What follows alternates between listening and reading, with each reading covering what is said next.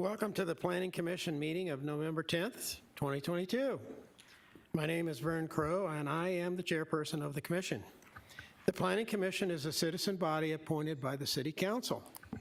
The commission is empowered to make final decisions on certain matters, with those being appealable to the City Council. On other matters, the commission acts in an advisory role to the council, with the council making the final decision. You will have an opportunity to address the commission during the public hearing portion of the meeting. Your testimony is appreciated and encouraged. Excuse me. The commission acts from a written agenda. You will need to fill out a yellow speaker card and give it to the city staff if you wish to speak on an item. Copies of the agenda and the speaker cards are located on the table just inside the main door to the council chambers. At this time, please silence your cell phones. There are 7 members appointed to the Planning Commission. At this time, I will ask the commissioners to introduce themselves and state the district they are representing, starting from my far right, Commissioner Crow. John Crow, Mayoral District. Tom Cole, Barrel District. Edwin Nyberg from the Choya District. Martin Nowakowski, Yucca District. John Gears, Ocotillo District. And as I said, I'm Vern Crow, chairperson representing Cactus. Let the record show all members of the Planning Commission are present, with the exception of the vacant seat for Saguaro District. The Planning Commission receives staff assistance and guidance from the Planning Division and the City Attorney's Office. Tabitha Perry, would you please introduce the city staff who are present this evening? Thank you, and good evening, Chairperson Crow and Commissioners. To my left is Jim Gruber, Deputy City Attorney. Across the dais is Recording Secretary Tawanda Walker Hall. Making both presentations this evening is Alex Lerma, which is our Senior Planner, and I am Tabitha Perry, the Planning Manager. Thank you, Ms. Perry. Is there anyone in the audience that wishes to speak on an item that is not on tonight's agenda? Okay, hearing none, we'll go on to the approval of the minutes. Do I hear a motion to approve the minutes of September 22nd, 2022 Planning Commission regular meeting and the Planning Commission workshop? So moved. Do I hear a second? Second.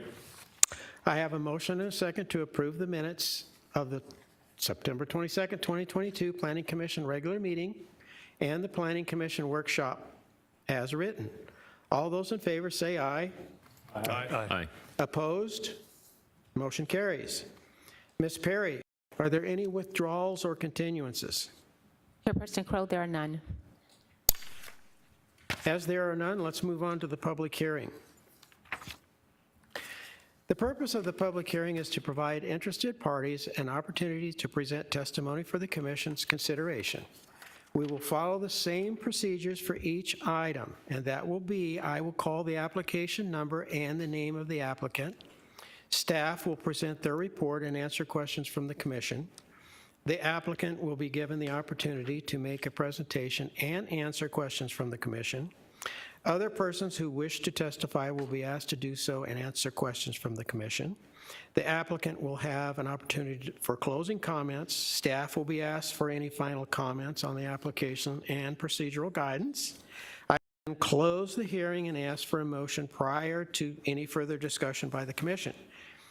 If you wish to speak on an item, you will need to state your name and address for the record. Please be brief, to the point, and avoid repetition. I reserve the right to limit the length of the testimony. All exhibits shown to the Commission become part of the permanent record and must be submitted for the file. Large groups should designate a spokesperson. Applause and other disruptions which delay the hearing will not be tolerated. We have 2 public hearing items this evening. Our first agenda item is case number ZON 22-14. Mr. Lerma will present the case.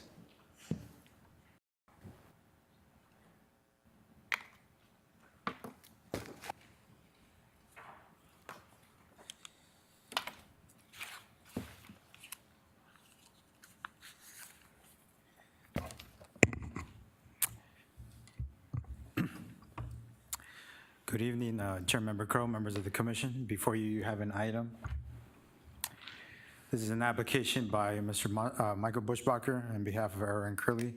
He's asking for a request for a zone change for subject property that's a zoning, to rezone the property from the existing M1 light industrial to the proposed planned area development. Here's the property indicated with a star in relation to City Hall that's indicated with a dot. And the property is located on the south of the southeast corner of Bethany Home Road in the Loop 303. It's approximately 13.5 miles west of City Hall. Here's an aerial indicating the property as a hatched area. The property is bordered by both properties that have already been incorporated into the city limits and those that are still within the county. To the north is a property that's used as a palm farm that's still in the county. To the east, you have what's labeled as a Grand X203, which is a property that's within the municipal limits. To the south, you have the Missouri alignment, and to the west, you have Loop 303. Here again is a zoning map.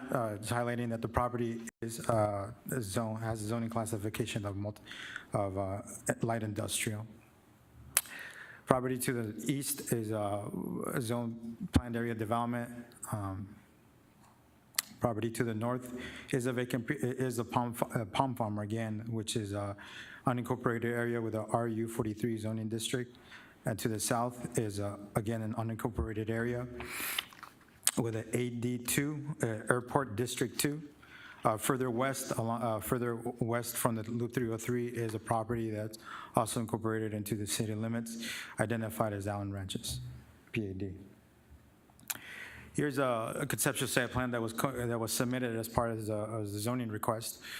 Here you'll see the location of two industrial buildings located along the north, within the middle of the property, totaling 96,000 square feet floor area.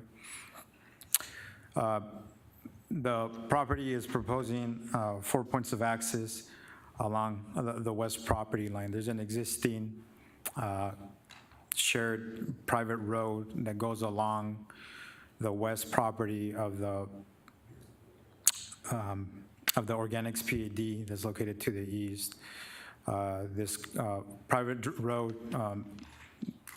initiates along Bethany Home Road and it goes in the north-south direction. There's also a private road that's considered the Missouri alignment along the south of the property as well. And this property is initiated along Cedarville Avenue going in the east-west direction.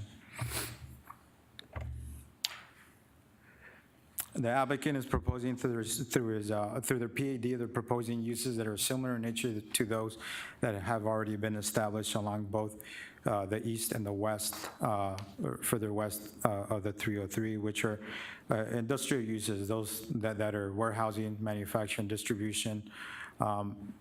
This one's a little bit different though, because they're also proposing commercial types of uses. This is just a conceptual landscaping plan. Indicates where the green areas are going to be located in order to soften and mitigate those uses that are still existing and that will be established in the near future, both to the south, to the north, and to the east. Here's a conceptual elevation of what the building might look like. Through their PAD, the applicant has requested modifications in some of the development standards. Here you see a table in comparison to the existing zoning classification of the property, comparing it to the proposed PAD development standards. As you can see, within the column that's labeled as proposed PAD standards, those columns that are labeled, that are bolded, are the modifications that he's asking. Those are within building setbacks, specifically to the front setback, a landscaping setback specifically to the front and rear setback, a landscaping setback, building heights.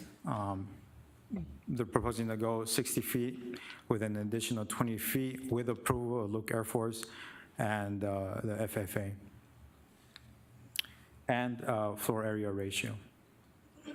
So the thing to keep in mind, just going back, something I forgot to mention is that the property is located near the Look Air Force Base to the east, and they're located within the 70 and the 75 noise contour.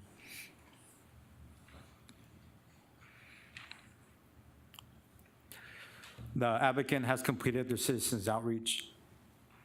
Staff did receive one communication in regards to the proposal.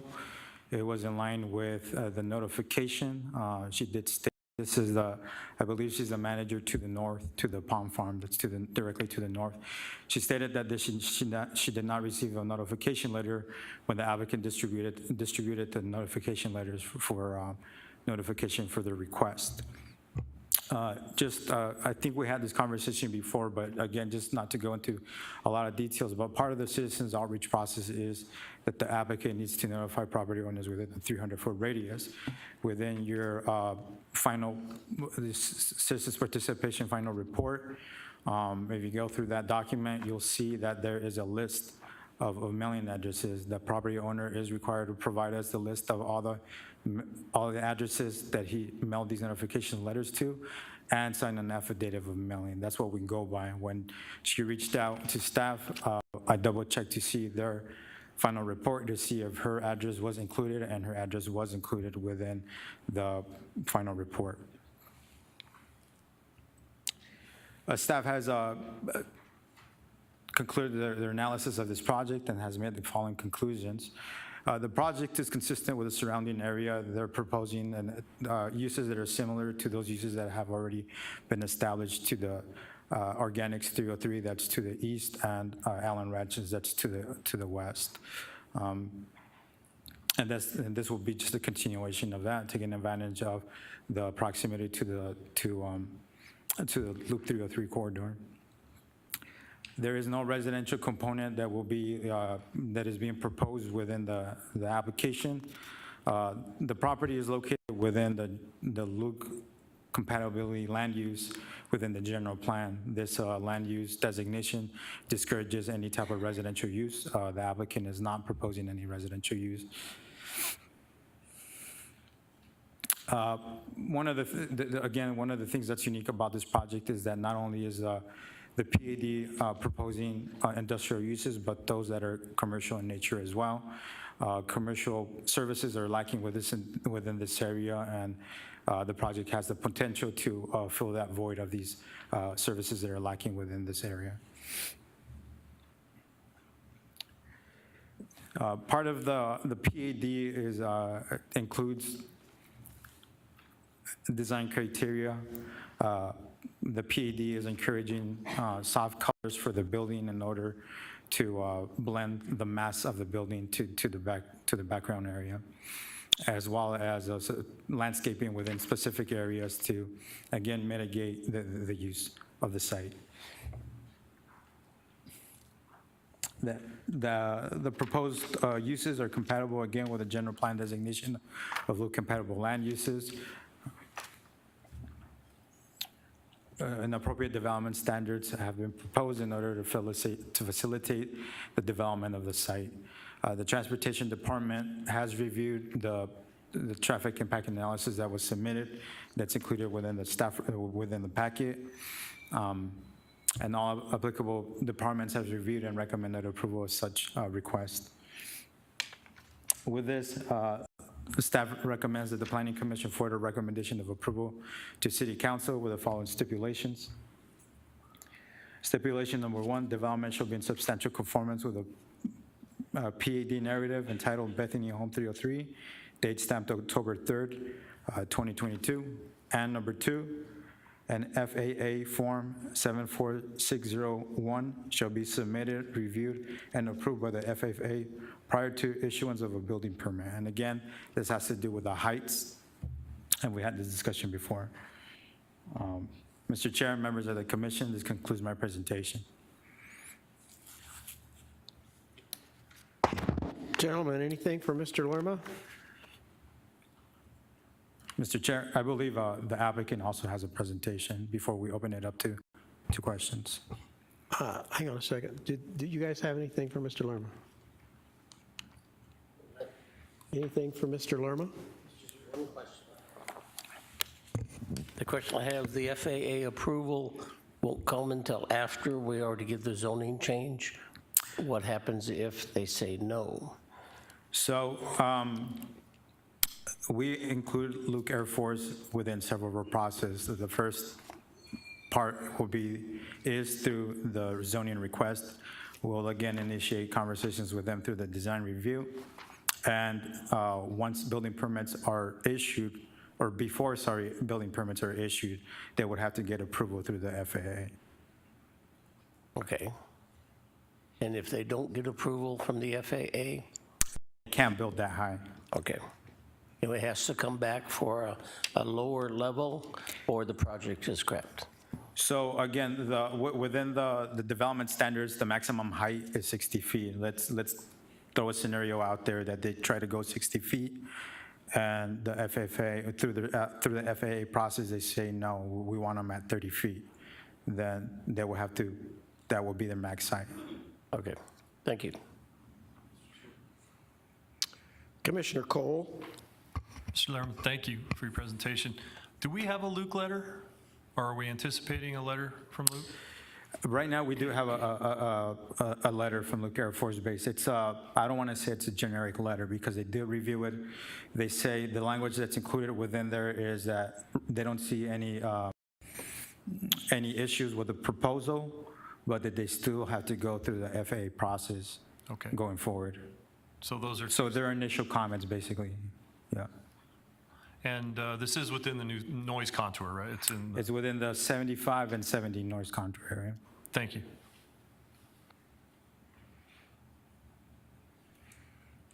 Now, Mr. Lerma, you're just dealing with GPA 2203. Have we, because 2212 has quite a few stipulations.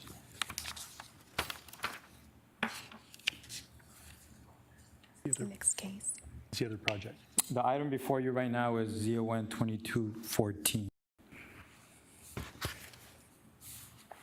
Well, they've got me backwards here. Okay.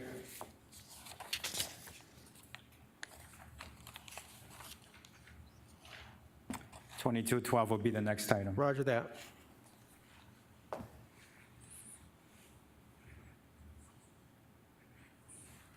Anything for Mr. Lerma in addition?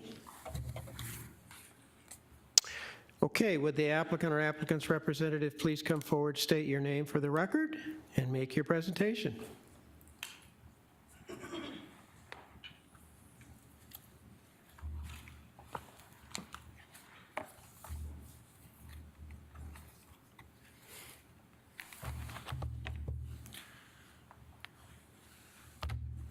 Just wait for the presentation to pull up here.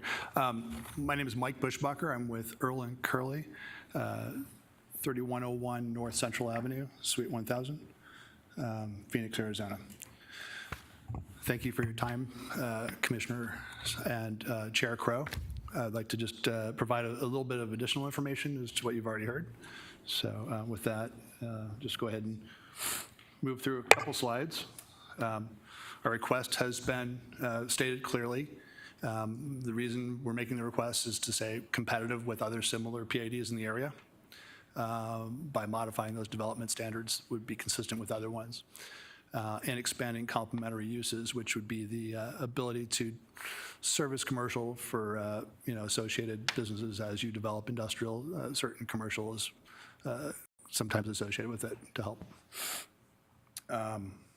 There's also overwhelming need for industrial space, and we're responding to that need also.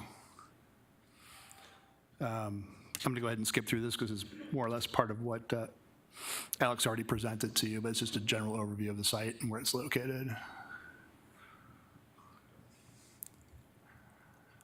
And this is actually information he's already gone over too, just showing where the site is, what the existing is, and the proposed. They touched on this a little bit. This is a rendering by Colley Architects. and it's appropriate scale, use of light colors with key accents, architectural fenestrations and pop-outs, parapet walls vary in height, and storefront glazing on the corners. This project is in the LCLU land use designation, and that area was created as a result of several plans that came together and created this regional compatibility plan, which I'm sure you're familiar with. Developed in 2003 to keep the base open, creates a protective buffer for other properties, and encourages uses compatible with the LCLU zoning. And it was created 19 years ago.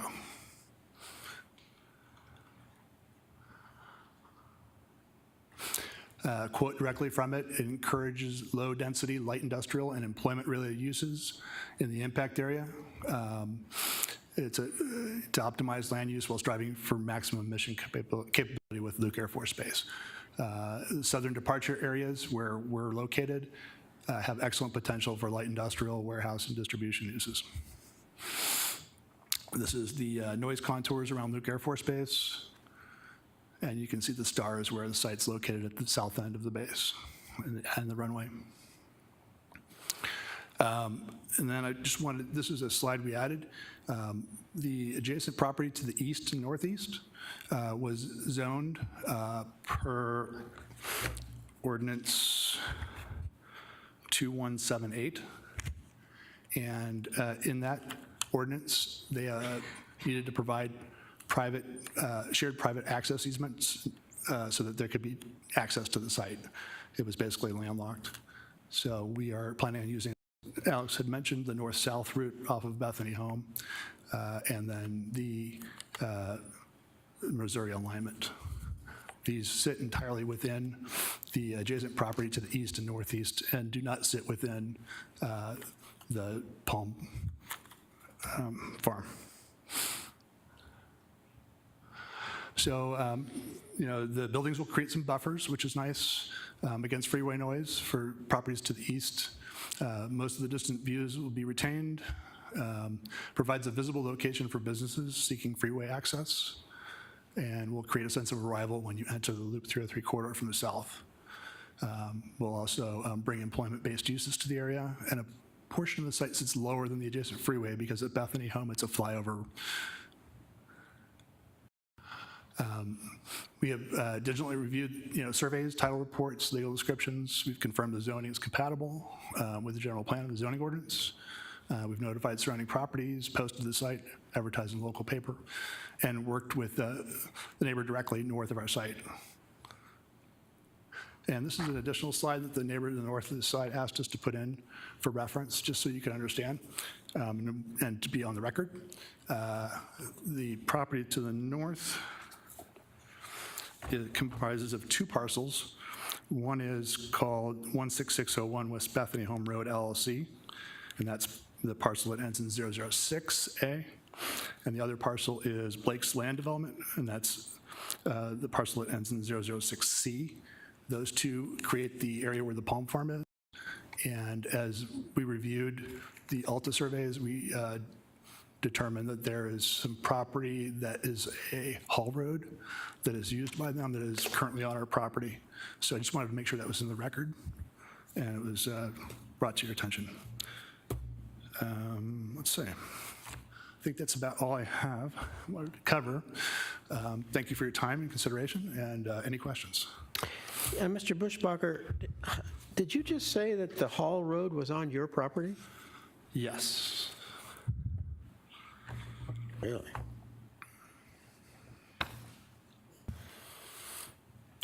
And how are you going to deal with that? So it's an issue that's being dealt with by a different attorney for our client. By the way, the client is here, McKinney Investments, and they're in negotiations to find some sort of a resolution so that that project can move forward. And they're aware of the situation, right? Both parties are aware of the situation, and they're working together. And it would be an issue that it's not related to the zoning case, but would be brought up at the DR probably. Gentlemen, anything for Mr. Bushbacher? Chair. Commissioner Crowe? Yep, thank you, Mr. Bushbucker, for your presentation. We mentioned earlier a citizen that was upset that they didn't get notified. I'm sure they probably reached out to you directly. Did you hear from that citizen, and what was the complaint? It's the person who's to the north with the palm factory, or I'm sorry, with the palm farm, and reached out and talked back and forth extensively, and that's how we discovered the issue, the discrepancy with the land. She had said the road was part of their property, and we went ahead and did an analysis to determine, based on several altas, that it's actually in our property. Okay, so do you have an adverse possession claim there now? Is that what's going on? I can't speak to that. That would be an issue with a Somebody different attorney. behind you is nodding their head. Huh? Somebody behind you is nodding their head. It's okay, I understand. Yeah. Thanks. Commissioners, anything else? Commissioner Nowakowski? Thanks for being here this evening. In regards to parking situation, I'm just kind of curious. I see that the proposed standards from 10 by 20 going down to 9 by 18, and in your description of parking, it says because of automated storage systems, fewer employees are required.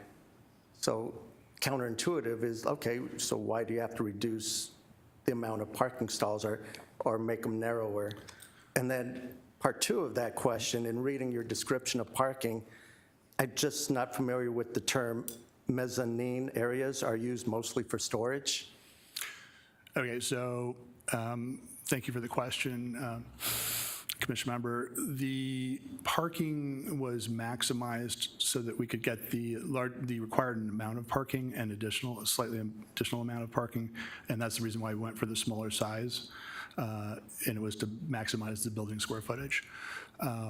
In regards to mezzanine space, a lot of the reason why we seek a slightly taller building is because of the newer technology that uses robotic picking systems, and mezzanine would be the upper level of some of these spaces that are used for storage.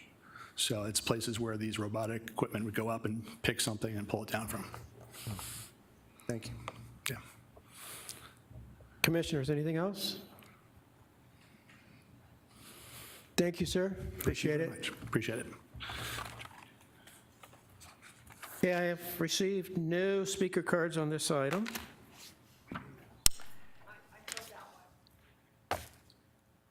We've got one. Do we have a speaker card?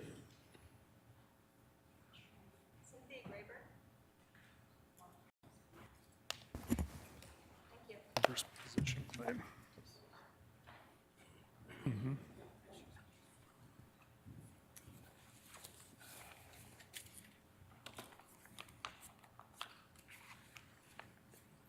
I only made 6 copies. Okay. I have one speaker card. I'm sorry. Cynthia Graber, did I get that right? That's me. All right. Thank you. Yeah, you bet. Welcome. Could you Thank give you. us your name and address, please? My name is Cynthia Graber. My address is 7315 North 16th Avenue, Phoenix, Arizona. Thank you. Take it away. Thank you for letting me present today. My name is Cynthia Graber. I'm the property manager of 16601 West Bethany, LLC, as well as property manager of Blake's Land Development, LLC. These two properties are north of the adjacent property to the proposed Bethany Home 303 project. I am here today to express my concerns of the Bethany Home 303 project, Zone 22-14. My first certification is this, and I received this on October 21st. I promptly called Alex Loomer, its city planner, and followed by Michael Bushbacher. This is the second time this has happened to me at the city of Glendale, and I have no idea why it's happened to me. I manage over 30 properties, and this is the second time it's ever happened. Promptly, I explained this with my first notification and sent all the details, sent to Michael, and Michael sent me the final citizen report on October 21st, 2022. According to Michael, I should have received a mailing on August 26, 2022. Now, let me remind you, this is the second time that I've worked with Michael. Whenever they were developing the Hunter property, the project Organic Loop 303 that's to the east of us, I had the same situation. So whenever he was working on that project, I probably spoke with him no fewer than 25 times in regards to our water rights and he wanting to put a road over top of our ditch. So this is my second time I'm here. I manage over 30 properties, and this is the only time it's happened, second time. I want to say Michael has been working with me to address my concerns, especially confirming to all of you the ordinance number 02178, for the private access road being placed east of our irrigation ditch and entirely on the Organics Loop 303 proposed project as approved by the Glendale City Council. Today, my issues concern our Southern Hall Road, which we have been using to operate our business for over 49 years. This property generates over $5 million a year in revenue.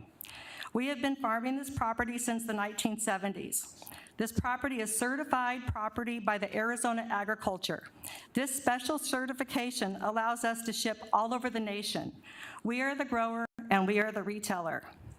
If our Southern Hall Road is developed, this will cause us a hardship for our entire operation. Our palms are dug and moved through this Hall Road. It is our only access for our operation. Again, we have been using this road for over 50 years. I expressed my concern with Mr. Bushbacher, and he said he would forward my concerns to the owner of the property. And he said he would be contacting me. I have not heard from anyone. And again, I want to be a good neighbor. I want to work with everyone. I'm open to suggestions. I'm here to help. You know, I'm pro-development, but I need someone to call me and talk. We need to work on solutions. We need to figure this out.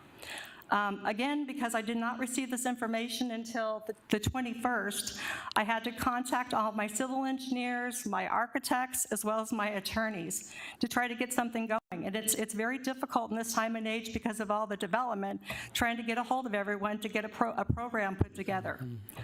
This property means the most to me and my family.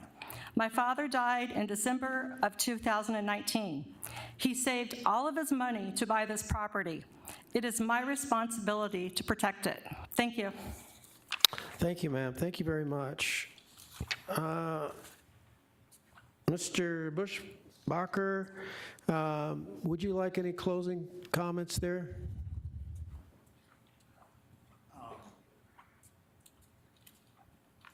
I mean, this is obviously a legal issue, which is out of our purview, but I just thought you might want to respond. Correct. I believe that maybe they have not reached out yet, but it's intended that they will reach out, my client, soon. This is an issue that doesn't need to be resolved at the zoning case. No.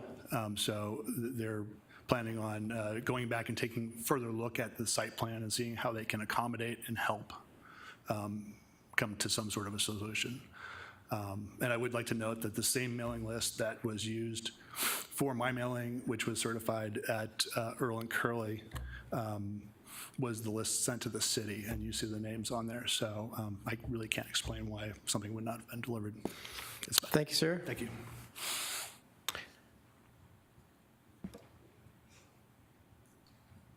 Okay, having nothing further, the public hearing for case number ZON 22-14 is now closed.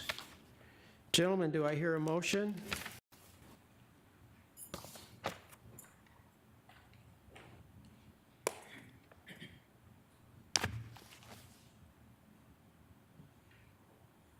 Gentlemen? Chair, I make a motion that we approve GPA 22-03 and GPA 22-03. 1-4. I'm sorry, 14. You got the same pack I got. I got the pages switched. ZON 22-14. Do I hear a second? Subject to the stipulations contained in the staff report. Thank you, sir. Do I hear a second? Second. Now, are there any further comments or discussions? for ZON 22-14. Okay, I have a comment. Commissioner Gears? Could we add a stipulation to the city to investigate this road, to make sure it's written down, even though it's part of the zoning, it's part of the development? Are they paving the roads? Are they doing any of that stuff? Can that be added at all? I don't think so. This is a zoning case, and I don't know that that's appropriate. I would defer to our legal counsel, Mr. Gruber. Chair, members of the commission, it's really at your discretion. If you would want to add that, I can't comment on whether you believe that's appropriate. That's a decision for the commission to make.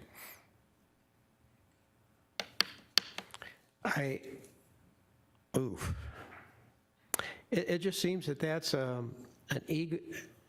situation out of our purview. I mean, in regards to zoning, and legally, it sounds like legally, the applicants have ownership of the property that the road now occupies. So legally, there's no question. Morally, probably, but not legally. Chair, members of the commission, the best I can tell you is that that does not sound like the kind of issue that city staff would generally investigate and look into. I agree.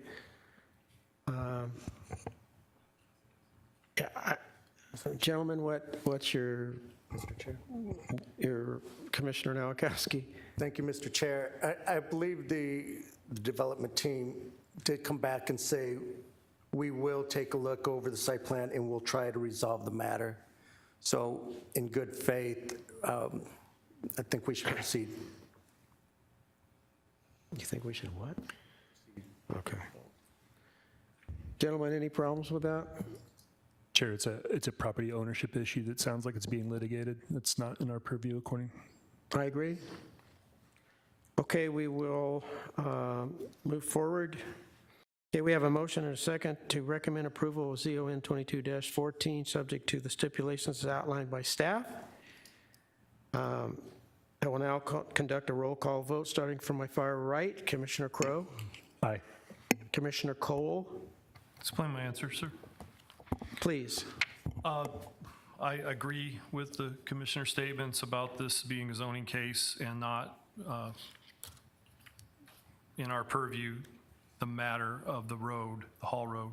I really do hope the developer can come to some kind of accommodation with the neighbors. It's incumbent upon us to be good neighbors. With that, I vote aye. Vice Chair Nyberg? Aye. Commissioner Nowakowski? I echo the words of Commissioner Cole, and I vote aye. Commissioner Gears? Aye. The chairperson votes aye, and I agree with Commissioner Cole's comments.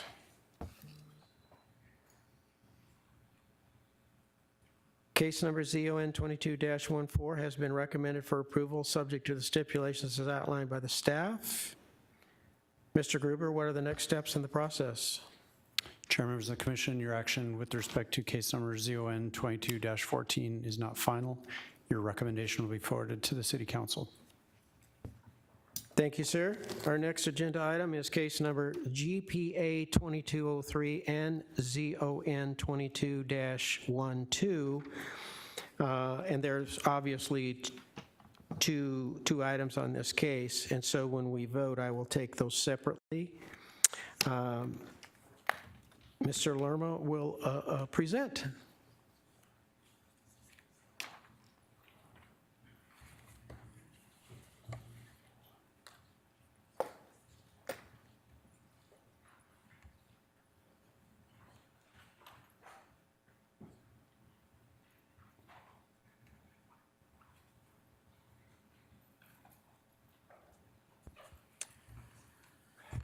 Mr. Chair, members of the commission, before we start this item, I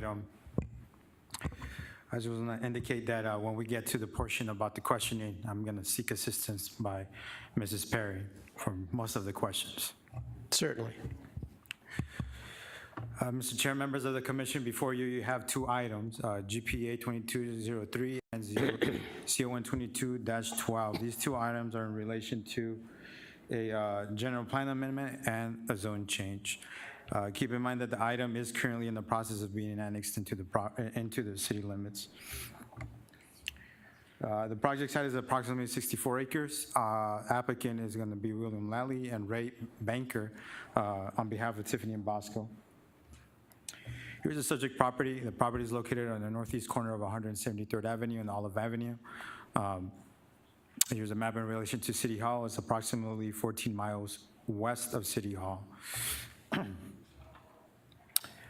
Again, here's a general plan map indicating the current designation of the site. The general plan designation identifies the site as low-density residential up to 2.5 units per acre. The applicant is seeking to change the general plan designation to regional mixed use. The map to the right is a zoning classification map. The property is classified as RU43. The applicant is seeking to rezone the property to planned area development. Here's an area of the site, the project site in the hatched area. Our property is bordered by Olive Avenue to the south, Connor Lane to the east, Mountain View to the north, and 173rd to the west. The properties that are abutting the project site are going to be both incorporated and non-incorporated areas. A property to the east is identified as Parkway 303. To the north, to the west, and to the south is going to be unincorporated residential areas.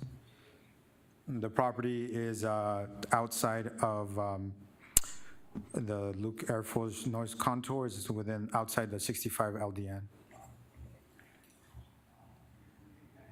Here's a conceptual site plan of the site. The applicant is proposing to develop the site as an industrial site for manufacturing, warehousing, e-commerce, and other industrial uses. Applicant is proposing a 1.1 million square feet of industrial area.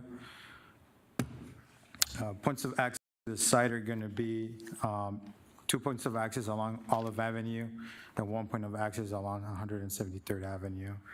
The site will receive both water and sewer by EPCOR.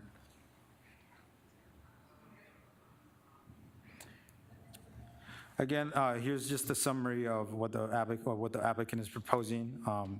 He's proposing industrial types of uses through the development standards. He's seeking to increase the building heights, floor area ratio, and reduce building setbacks and parking. Here's a comparison of the closest zoning district that we have that will be identified with the type of uses that he's proposing. The M1 zoning district in comparison with the PAD proposed development standards. Again, within the PAD proposal column, the rows that are labeled with the bolded numbers on them are going to be the standards that they're asking or seeking to modify. Those are in relation to maximum building heights, floor area ratio, parking for office use, and signage as well, distributed throughout the site, along with landscaping setbacks. Here's a street view of several street view images of what the current conditions of the property are. This shows Connor Lane looking northbound.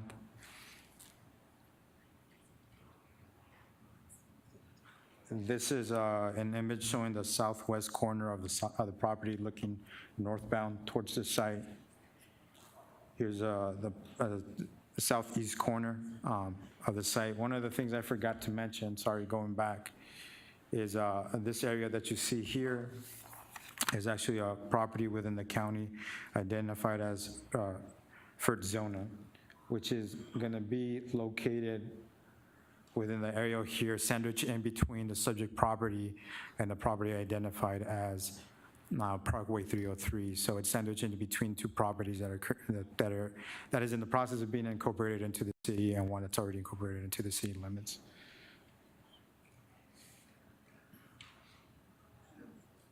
The applicant has completed the citizens outreach process. The citizens participation final report is included. Staff did receive several communications from the surrounding property owners in opposition of the project. Those emails and letters are included within the final report. Staff has concluded the analysis of the project and has made the following conclusions. The proposal is seeking to expand the uses that already have been established to the project to the east. And it's trying to take advantage of the proximity to the 303 corridor. The applicant is not, within the PAD, the applicant is not proposing any type of residential uses. The project will support employment within the core along the 303. The established use will trigger a signal along 73rd Avenue intersection, along with streetscape and drainage improvements. The project will also support commercial and employment within the area as well.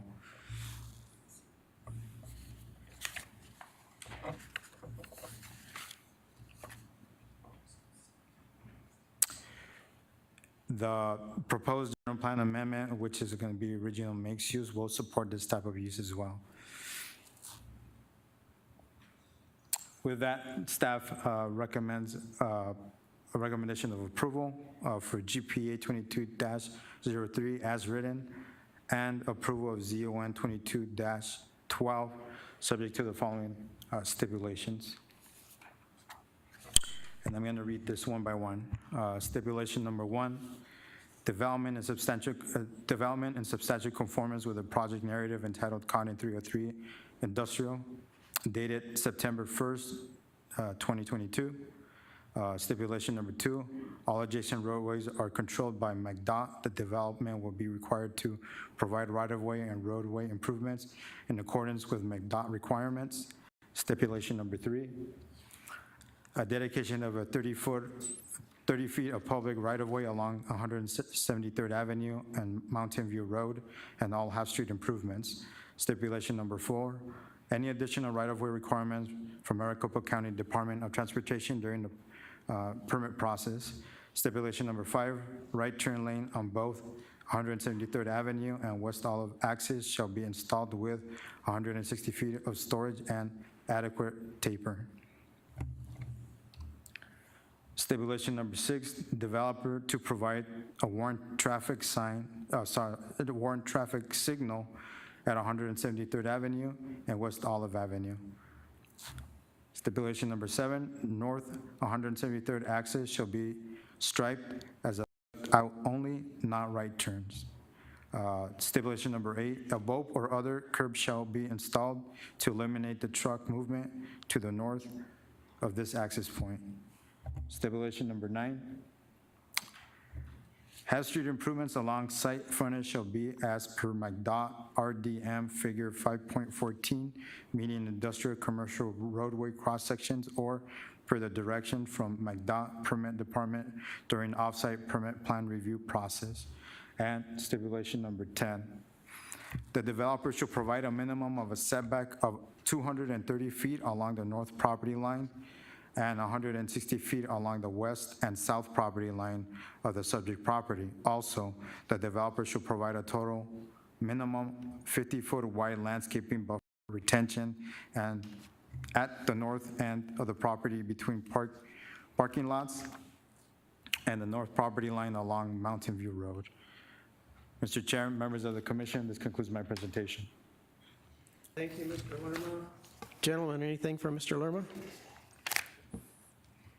Mr. Lerma, I didn't see anything in the packet, maybe I missed it, 160 feet setback on that west border by the residential, is that right? And if so, do we have a drawing that shows what that'll look like?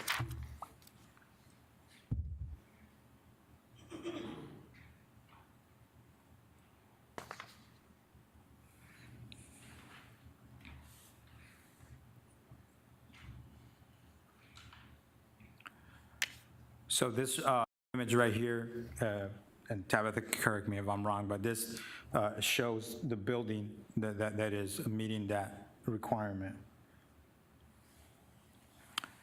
which is 116 feet.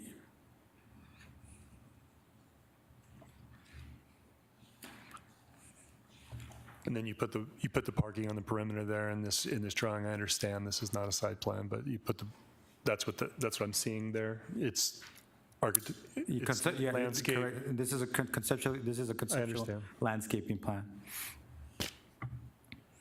Chairperson Crow and Commissioner Crow, just to give a little more clarification, when you look in the packet itself in the PAD, the applicant was proposing different landscape and setbacks. With working with the applicant, we agreed upon an additional buffering, and that is what the stipulation reflects. And let the record show that those questions are from Commissioner Crow. So additional buffering, how much additional buffering are you putting in there? Chairperson Crow, Commissioner Crow, in the packet, and the applicant can speak on this in a little more greater detail, in the packet in the PAD under, I don't see it, so let's go by the staff report. If you look at the staff report, when it talks about the project details, there's a table that provides a summary of the proposed development standards. When you go down to it, it shows the landscaping setbacks on that table, and as you can see what the applicant was proposing. Based on the feedback that we received from the citizens, and based on staff working with the applicant, we agreed upon needing an additional buffer. It wasn't to a point where we were able to catch it within the PAD, but we put it in a stipulation to show what that additional landscaping buffer would be. Hopefully I'm answering your question, but if not, then maybe the applicant can elaborate more. We'll talk to the applicant. Thank you, Mr. Lerma. Commissioner Cole?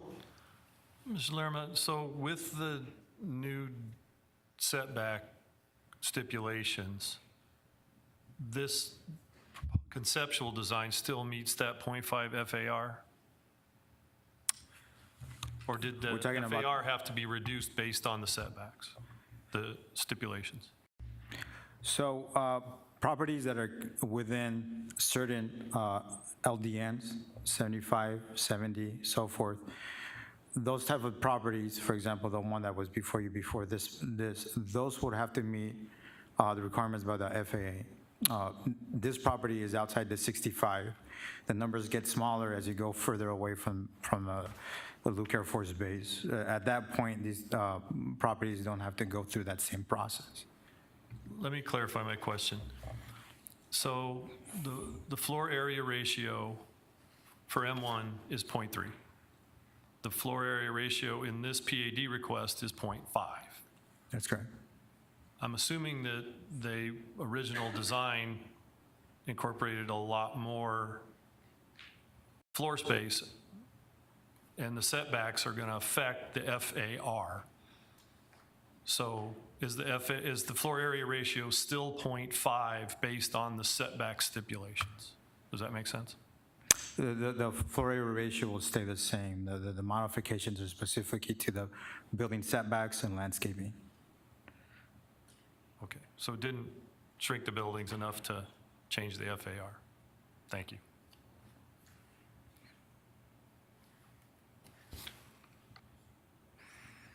Thank you, Mr. Lerma. Would the applicant or applicant's representative please come forward, state your name for the record, and make your presentation?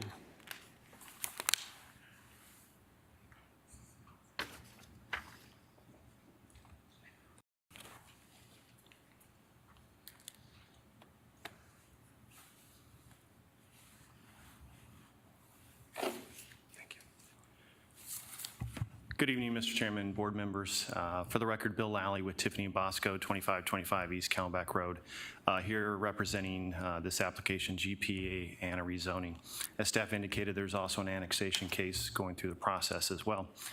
I do have a couple of exhibits that it's worth going through a little bit more context of where we're at and sort of what's happening in the area. And then what I'll probably do is drill down into some of those specific questions about the FAR, the landscaping, the setbacks, and how things have adjusted over the last 3 or 4 months in communications with staff in response to neighbors. But let me start by just getting a little bit more of an overview. Staff did a great job, but let me kind of dial in a little bit on the area. So the exhibit in front of you kind of depicts sort of what the future area is going to look like. Obviously, the white site plan is us. You can see the site plan laid out on the property. Adjacent to the right, which is to the east, is obviously the larger industrial development that came in not long ago, about a year ago. 85-foot tall buildings along there. We're at about 65, so we did reduce ours. To the west of us, you can see a new subdivision that popped up in the county, the new enclave, about a 5 DU single-family subdivision. You can't see on this, but to the south, we've got commercial C3. At our catty corner, we have some single-family to the south.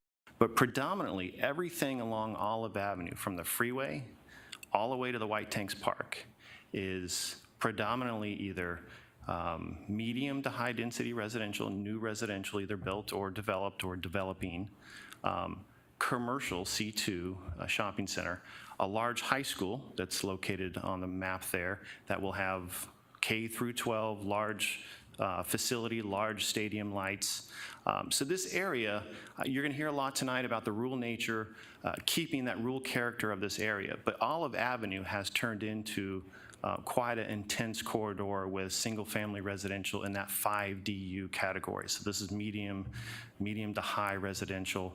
But probably the most noteworthy thing is the area, the arrow in the middle pointing to Fertizona. Fertizona is a chemical plant that has existed for about 50 years out in the area. It's adjacent to our parcel. It has rail service to the parcel. Fertizona stores highly combustible chemicals, mixes chemicals, and has been doing it for a very long time. They are going to stay there. They have a rail serve that serves them. That parcel is zoned in the county I3. So I3 is the highest intense zoning you can possibly have in the county. So adjacent to us on our east is I3 heavy chemical industrial plant. To our immediate west is a 5 DU single-family subdivision that's coming in. To our north and west are large lot single-family homes. There's been a lot of conversation during the process of other contemplated uses for this parcel. Don't build a warehouse here. Build single-family homes, build multifamily. Next to a chemical plant, you couldn't think of a better use to buffer existing and future residential than a warehouse. A warehouse that's going to be tall enough. If an accident were to happen on Fertizona, this would be the buffer. There's no way a builder would put single-family homes there. There's no way a builder would put retail, given the limited access there. So for this 65 acres, there's very, very limited number of uses that make sense, that are appropriate. And given the fact that right across the street to the east, we have almost exactly the same thing on steroids, about 4 or 5 times the size of ours at a taller building, and the Fertizona chemical plant, we believe that the use is probably the most appropriate use for the area. Now, Tabitha did a great job of explaining some of the changes. There's 10 stipulations here tonight that really talk to access control, enhanced landscaping, enhanced setbacks, and so I'll get to those as well. This is the Fertizona plant. All of those things are chemicals. This is a rail-served chemical plant. This is our immediate neighbor to the east. It would be adjacent to us and in between us and residential. They're not going anywhere else. Getting I3 industrially zoned property somewhere else in the West Valley to relocate on a rail is difficult. Difficult at best, probably impossible. The idea of trying to clean this site after they left and turn it into something else is probably a financial nightmare. Again, giving you a context for the area, I've highlighted a few projects that have gone through the process here in Maricopa County. Looking at the heights, the building heights, 96, 85, up to 120. Again, we're adjacent to residential. We're not asking for something in the akin to 85 or 100 feet. 65 feet, I think, is what the application is, or it is the application. But 65 feet in this area with a 100-plus foot setback, pushing the building back is going to be as compatible as any project that you've seen in the city and approved in the last 5 years. Let me go back and just point out, if you look down Olive Avenue, from the freeway all the way to the White Tanks, you'll see subdivisions. If we zero in, you would see some medium to high density residential subdivisions, high schools, commercial properties. So this inherently is not dominated by 1 acre single family lots. You can look south of Northern on the map and you can see a lot of that. And that neighborhood was here last summer on a case that was pretty contentious. And you can understand why. There's a lot of those down there. This area is not that area. We went through a public notice and a public hearing or a public outreach process whereby we had a live meeting and then 3 additional online meetings. So 4 total meetings with the community. We built a website, put all the information on the website, updated the website when things changed, so people had the information. I think it got down to, once we adjusted setbacks, building heights, landscaping, it really came to just a gentleman's disagreement on the use. I think that's just where we are today, is that they do not see this use as compatible to them. They don't see that there's a better use that could go there. They just simply, doesn't matter what we do to the traffic. I'm not going to speak for everyone here tonight. You'll hear from them, but we've done a lot to change the compatibility of it. But unfortunately, we're still at an impasse on what use should go there. This gives you an idea. Again, you'll hear it tonight, but truck traffic, transition, some of the heights. This exhibit, again, I kind of flipped it. So to the right is north. The original site plan had a second access point or a third access point where that red circle is. That red circle was roughly right in front of some of the existing homes. We reduced that access point, reconfigured the building, pushed the building away from the residents, closer to what we would call the Fertizona or the Cotton Road side, the east side.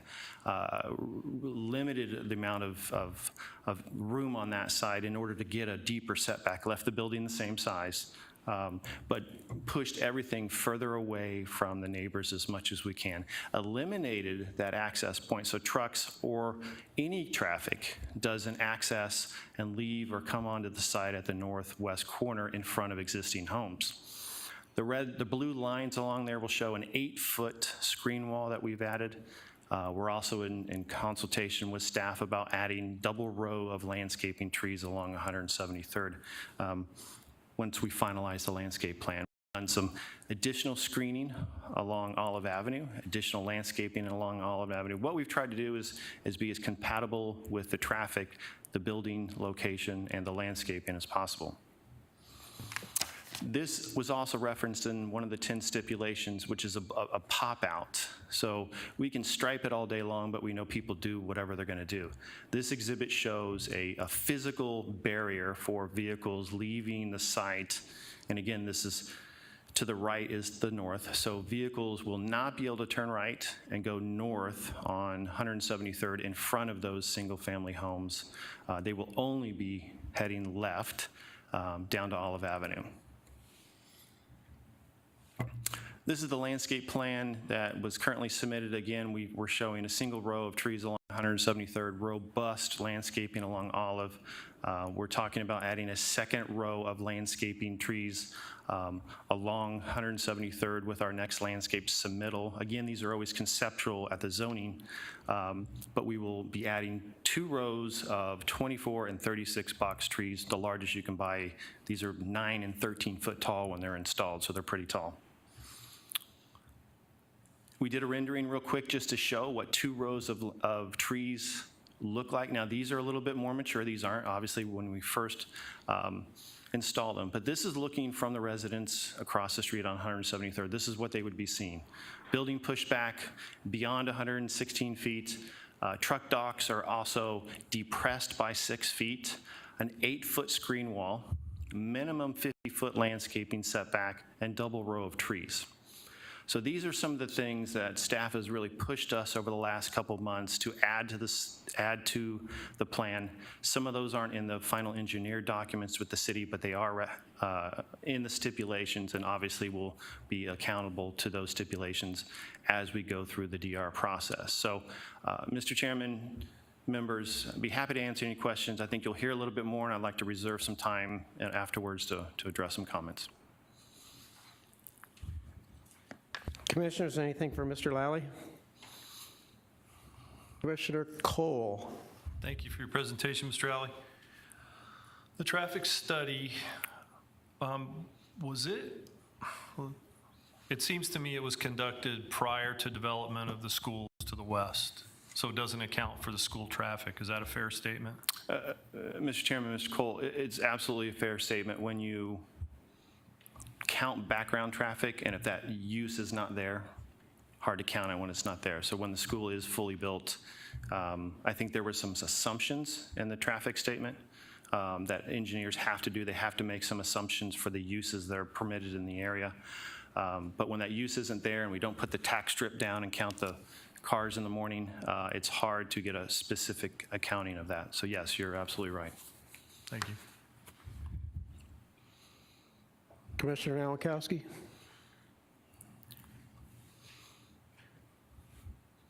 Thank you, Mr. Chair. Step number 1, the recommendation is development and substantial conformance dated September 1st, 2022. I just want to confirm that the narrative we have has that date on it. I looked on the cover, didn't see it. Because within it, one of the things that was being recommended in the narrative is that the applicant has proposed to prohibit adult businesses and marijuana facility land uses with the PAD request. I want to make sure that that's understood, that that will not be part of this project, and that stipulation number 1 covers that.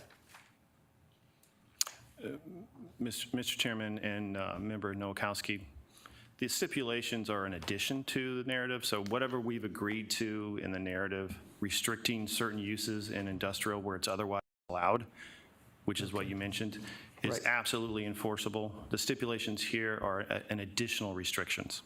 Okay. Is the narrative in our packet that's September 1st? Staff, please. Chairperson Crow, Commissioners, yes, it is dated September the 1st, 2022. Thank you. Okay. Got another question.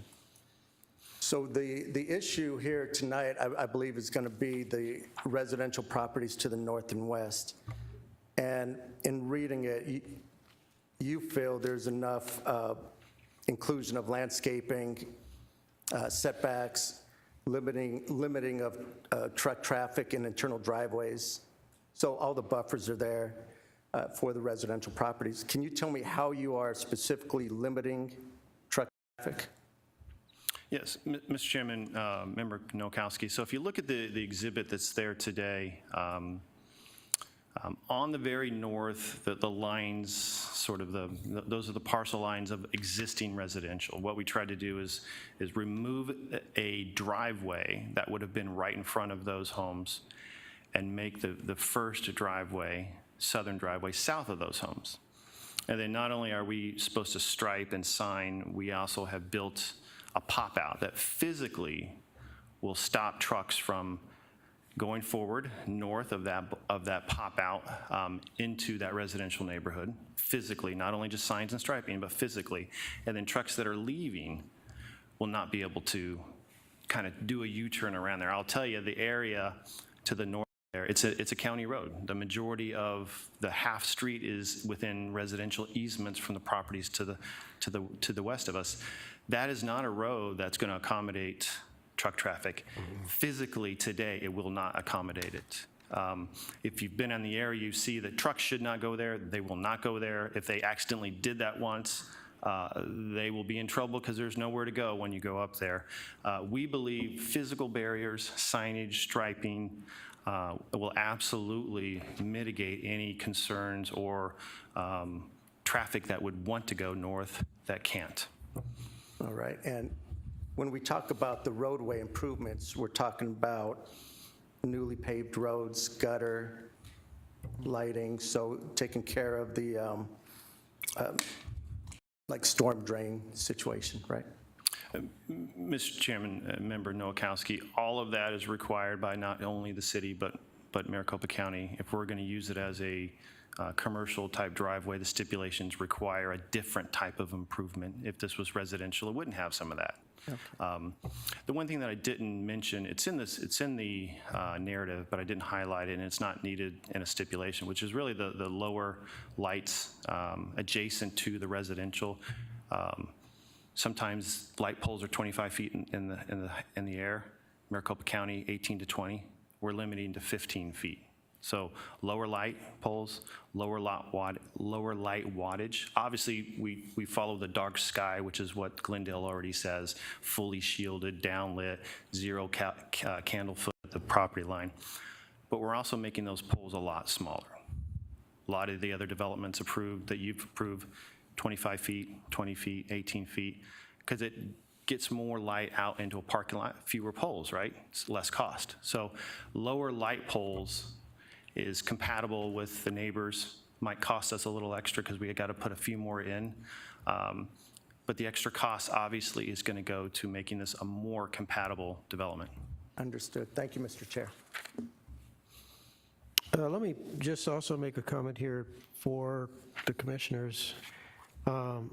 This, depending on what we do, is not going to change the fact that it's going to go with our recommendation one way or the other to council at their next meeting.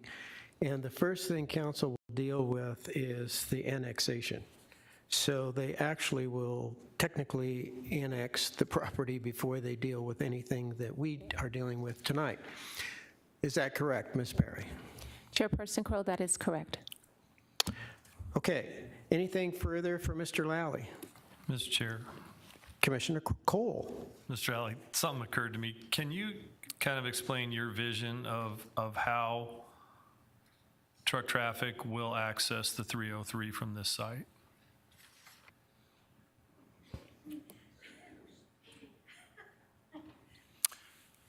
So here's a regional aerial map that talks about, so the unfortunate thing is Olive Avenue does not have a interchange. So what are trucks going to do? The obvious thing, trucks will find the most easy, readily available access point. So thinking about where the trucks come in, 2 access points off of Olive, coming in or leaving, off of Olive, directly on Olive. And let me go back and mention the reason why we can't go right onto Cotton is not only is Fertizona next to us, there's a railroad that runs up and down there. And the railroad said, no, it's not happening. We're not going to have trucks all day, every day crossing. And I think we all know how easy that is to get approvals for new crossings. If that weren't the case, and if Fertizona were going away and the railroad went away, we would be on Cotton all day long, 0 access on our west boundary. So think about those 2 access points on Olive. The majority of the trucks are going to come in. The entire east side of the building will be probably served by Olive because that's the easiest way to get to those bays. So 50% of those bays will be served by Olive. The south building, and let me just kind of drop down to here. So the south building, most likely the easiest way to get out is to go to the most southern access point on 173rd. So now we have the largest building either going out on Olive or the most southern access point on 173rd to get to Olive. And then we'll talk about how do they get to the 303. So really we're talking about the west-facing side of Building 2 potentially using that midway access point on 173rd. It depends on traffic on site, whether or not they want to just go out straight out to Olive and hit one light. We're going to have a second light, 173rd, that might make it more difficult. So once they get to Olive Avenue, where are they going to go? They're either going to come over to Cotton and go straight to Peoria on Cotton Avenue, Adjacent to us is the largest, one of the largest 14 million square foot industrial buildings, so that project will be building out all of the right-of-way improvements along Cotton. So that roadway will be a major arterial designed for large truck traffic. Or they go south on Cotton down to Northern. So those are your likely two scenarios in order to reach the 303. Very similar up and down the 303. That major arterial that sits a quarter mile out from the 303 will be that major access point. Thank you. Commissioners?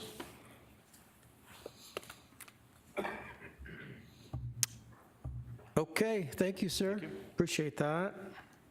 Okay, I've received 4 speaker cards that would like to speak. So let's start with, I hope I don't butcher this, is it Ricky Courtney? I wasn't going to talk. Oh, okay, sorry, That's okay. no worries. I didn't mess up your name, did I? No, you did it right. All right. Thank you. Christy, oh my goodness. Westy. Westy. That's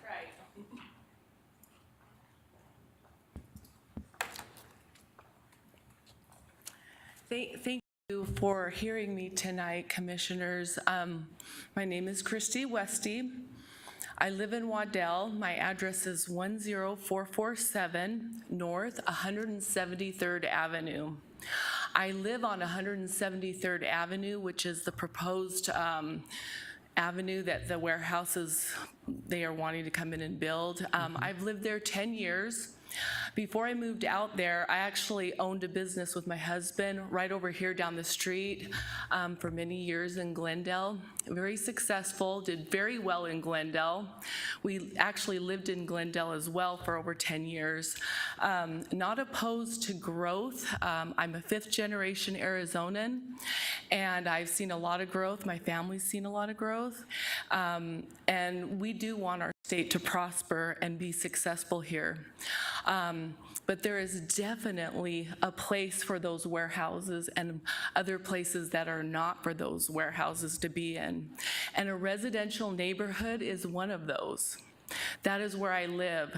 A lot of the photographs that you were shown tonight, you were not shown the absolute residential areas that surround that piece of property.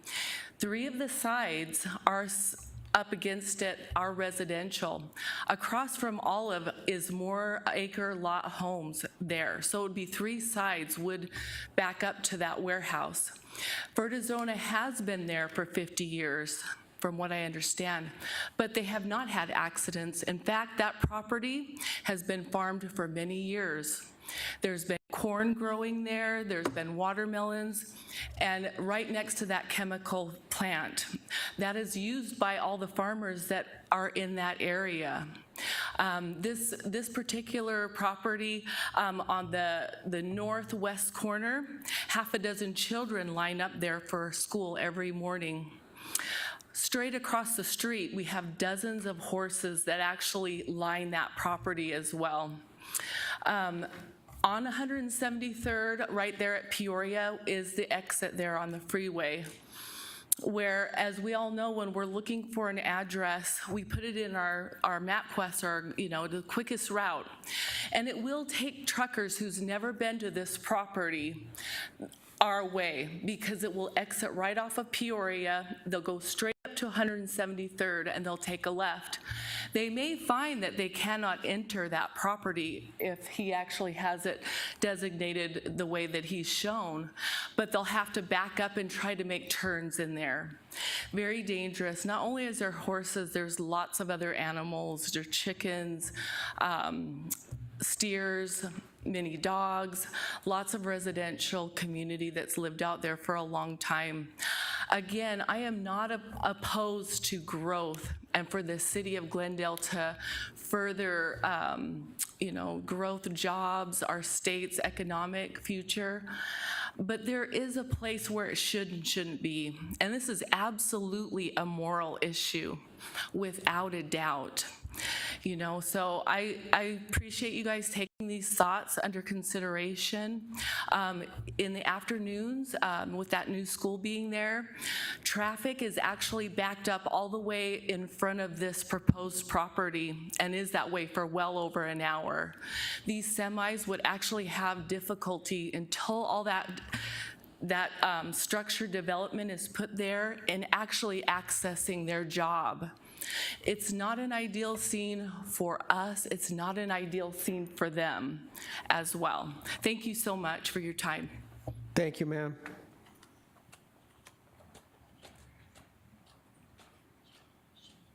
What about John Courtney?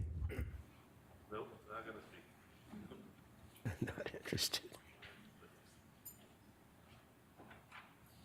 Corey Burt.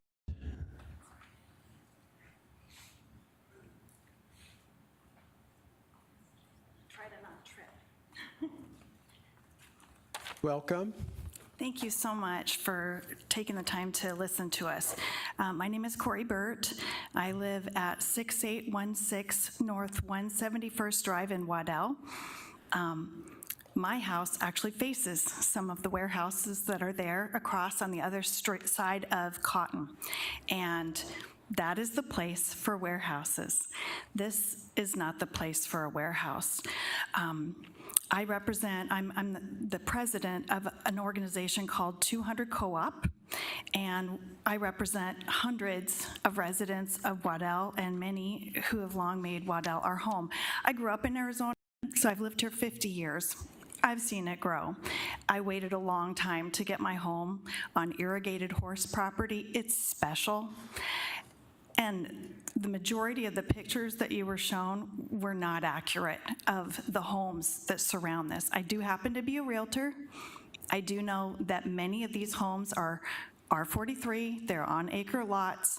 Meritage Homes is building right there, and there's a lot of growth that's there.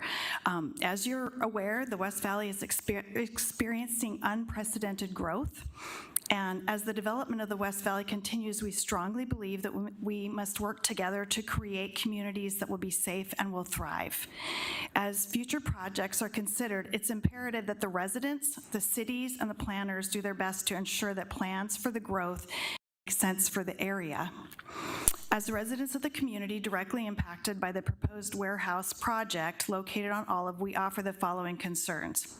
Our biggest concern is that the warehouse is in a neighborhood, literally across the street from animals and children. Other warehouses are along the Loop 303 corridor on the other side of Cotton. Fertizona that is there has been for fertilizing all of the beautiful farmland that we've enjoyed, and they have been growing food there. Today, I actually spoke with the owners of that property, and Cindy Compton is one of the owners. She called me, and we talked about proposed developments there, and I said, is there any reason why this land can't residential? Has there been a soil study? Has anyone mentioned anything about that would make this land inhabitable? And she said, absolutely not. People have been growing food there and it's completely safe, which is what we experience as well.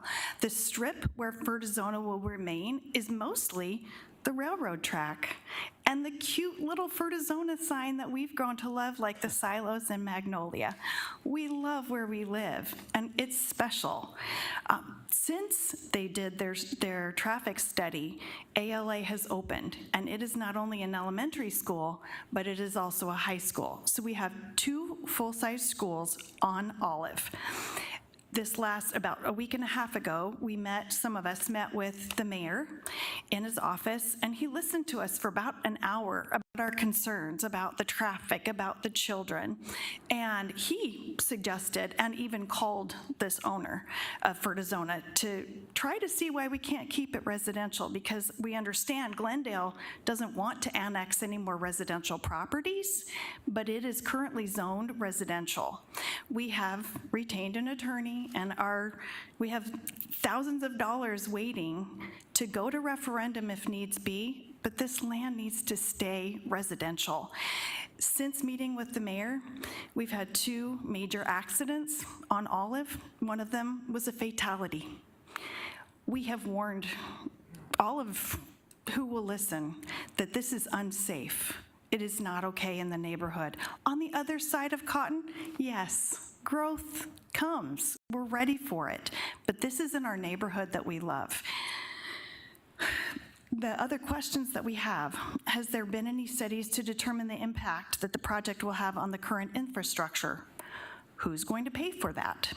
One of the things that he brought up was the half-street improvement and that it was on county land. It is not on county land.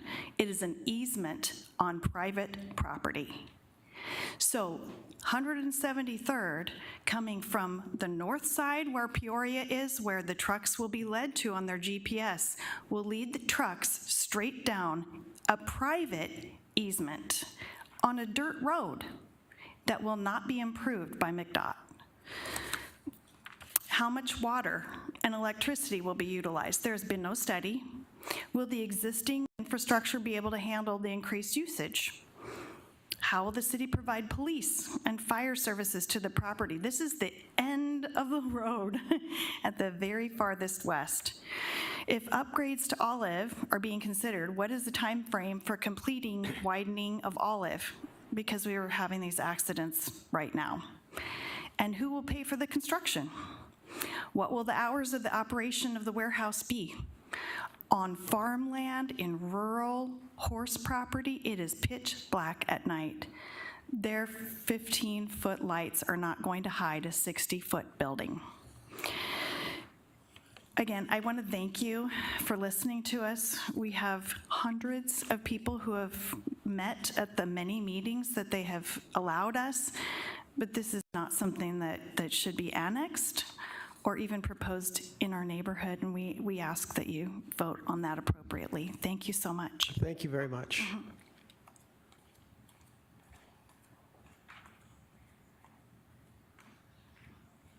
think I have one more.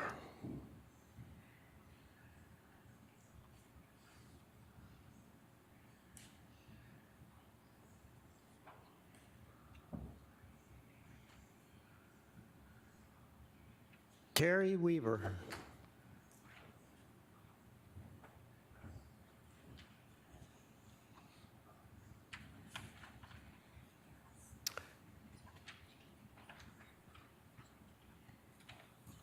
Hello, my name's Terry Weaver. I live on 8925 North 174th Avenue in Waddell. And just as they were saying, those pictures do not show where the houses are.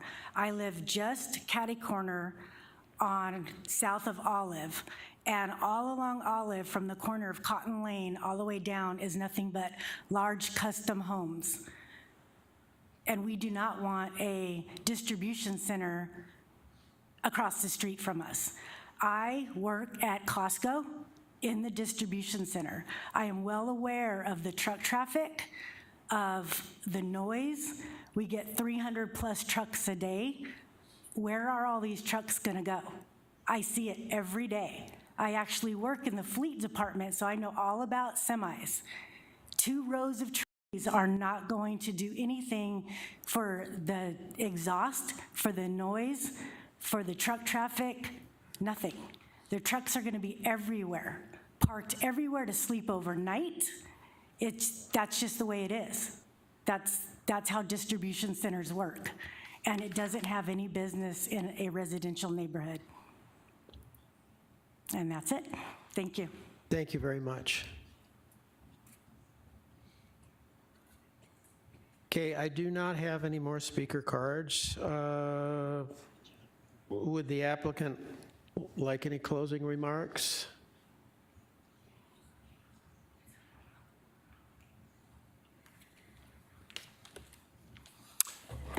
Thank you, Mr. Chairman and members. I'll probably address a couple of the issues that were raised and just try to knock all those out and then give you a small summary. And again, I start off by saying this is about a use. It's a debate about whether the use here is appropriate. And again, I will reiterate what we said before. The Fertizona property next door, it's not just a chemical storage mixing plant. It has I-3 zoning, the heaviest zoning in Maricopa County twice the heavy zoning that you guys have here in Glendale. It's not going away. The buyers, our clients, have talked to other residential folks.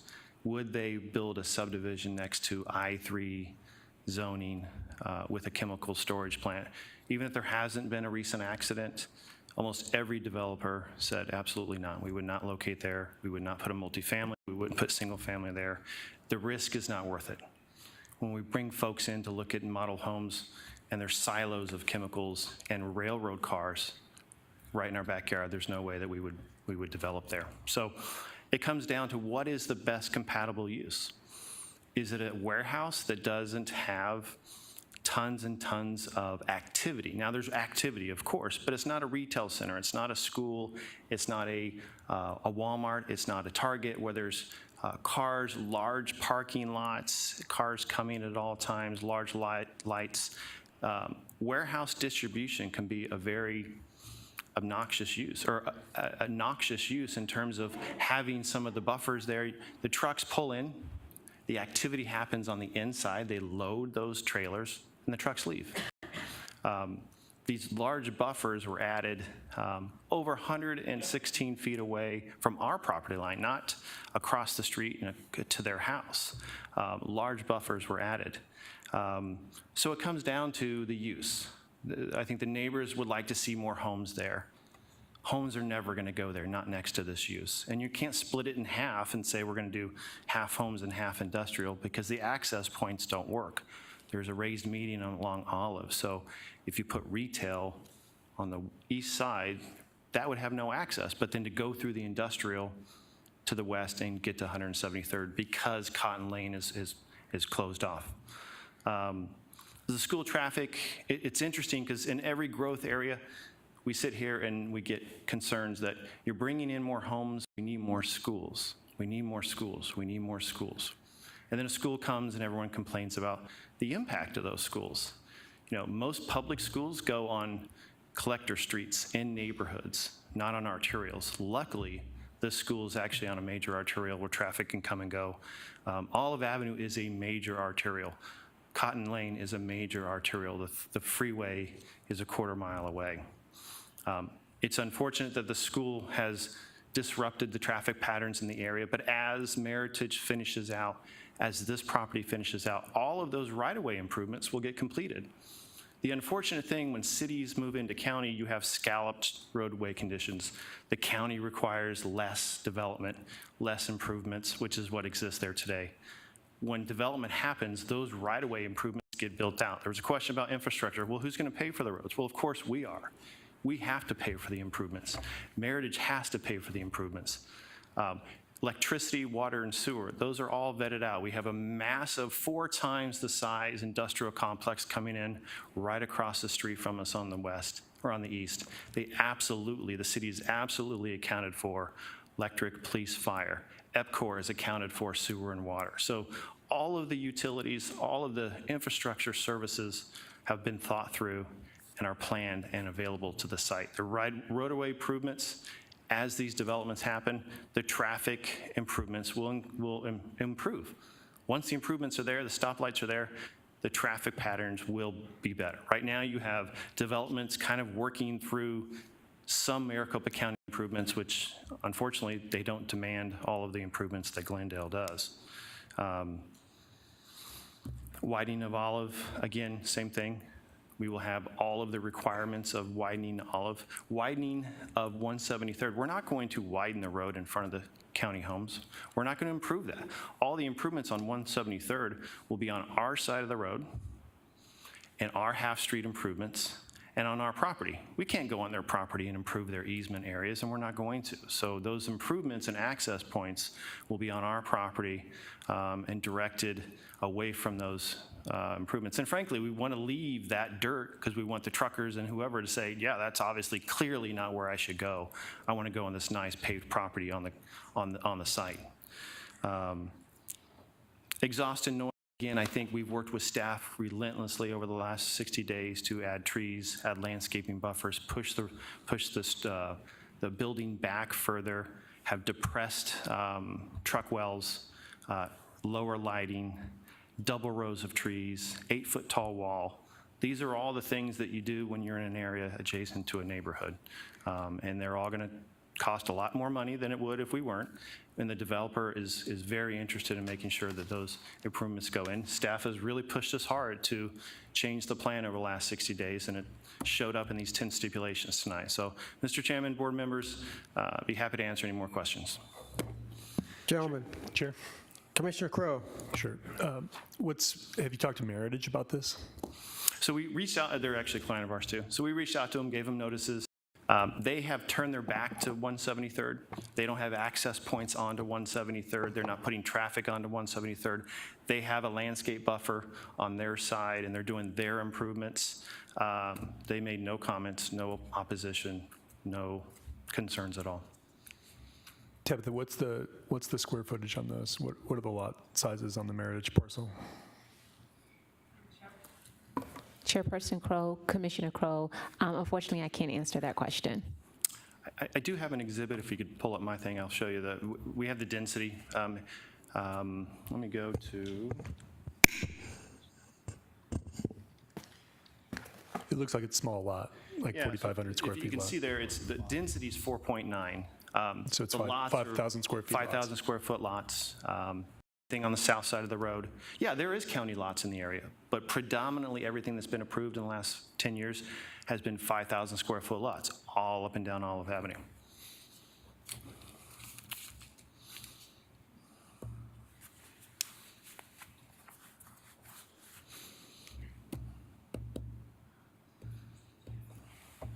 Chairman, can we say something about that?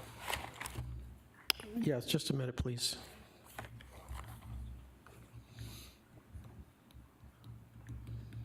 Are you good? Commissioners, anything else? Chairman, I got a couple questions. Commissioner Gears? Is the operation of this warehouse going to be 24/7? Mr. Chairman and Commissioner, it really depends on the user. We don't anticipate 24/7. Distribution warehouses, it's hard to get employees as it is today. It's hard to have all 3 shifts covered. So as much as it's available to us, it's going to be in line with all the other warehouses in the area, which means I highly doubt it. It's not limited, but I highly doubt it.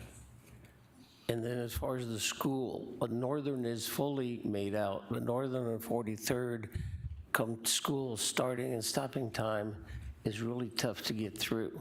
And it's a 4-lane road because all the parents. This school problem isn't going to go away. So you're going to have semis trying to get into that property when the parents are driving down Olive. You don't think that's going to be an issue? Mr. Chairman, Commissioner, I think anytime you put a school of that size in an area, I live about 3 blocks away from the high school in my neighborhood. I know from about 710 to about 720 to avoid the intersection in front of the school, because that's where all the high schoolers are driving in. I live about 1 block away from the middle school and elementary. I know from 8:10 to 8:30, all the moms are dropping off the kids. I know how to avoid it. And so, yes, school districts and schools during pickup and drop-off cause stress in any area that you're at. The good thing here is Olive Avenue is an arterial. When Meritage is done, when we're done, all those roads are going to be wider and will accommodate more traffic. There'll be a stoplight at 173rd. And so as the road improvements come in and build out what the arterial really should be, it will accommodate the school. But absolutely, anytime you put a school in a community, there's stress points in the morning and the afternoon. However, we need those schools. We need those in the area. American leadership decided to put it on arterial instead of up on a collector like some of the public schools. This is as good as it gets. The area needs a school. The area needs this school. Yeah, the only issue is with all the semis that will be now. And then this project's going to take 4 or 5 years to complete. The traffic study said from 23 to 26. Expect issues. Mr. Chairman, board member, you're right. It's going to take a while. We're at the very infancy of the planning and designing, going through site plan approval, trying to get all of the materials and everything on the site. So if you think about just looking at the site, the trucks are going to go east to the freeway. and they're going to come from the freeway and stop there. They're not going to go west to the school. Now, I grant it, there's going to be traffic that heads, but a lot of the residential is actually west of us. If you look at all of the residential that's likely to go to the school is west of us. Look at the massive subdivisions to the west of us. That's where a lot of the traffic is going to come from to the school. Not a ton of traffic unless people are coming from outside the 5-mile area to go to the school. So yes, there will be a conflict for a moment in time in the morning and a moment in time in the afternoon, but it's nothing that can't be handled. Yeah, the only truck traffic will be going to Sam's Club and Walmart and bringing all that stuff in to the west of your project. Okay, thank you. You're very welcome. Commissioners, anything for Mr. Lally? Thank you, sir. Thank you. Corey? We've got these lights in our eyes. I couldn't see it was you. I'm sorry, I tried to. No worries. Closer. I just wanted to address some of the things that he was saying. He said they're in the infancy of this. The traffic study was done before the school opened. It is not one pickup and one drop-off time. There's a high school with brand-new drivers next to semi-trucks. That's bad. Then there's also all the kindergarten, elementary. So you have 3 pickup and 3 drop-off times for that school. Many of the residences and the people that attend that school go up and down Cotton. So they're going to go over to Cotton and come down. When you only have that 1 access or 2 access points right off of Olive, that is not wide enough that he's saying that there's going to be a median in Olive. My husband's a truck driver. He hauls cars, really long truck. When I ride with him, I'm afraid of corners because he's going to take something out. And 500 trucks a day? I mean, that's how many bays we're talking. This is a very small space. There isn't enough room to widen it. If you look also at the map that's there, if you could zoom in on it, you'd see that just south of where this proposed warehouse is supposed to go, those aren't small homes. I just sold one for $1.4 million. They're large, lovely custom homes. These are beautiful homes that are all around it. And many people walk to school down Olive. Last thing I want to say is this.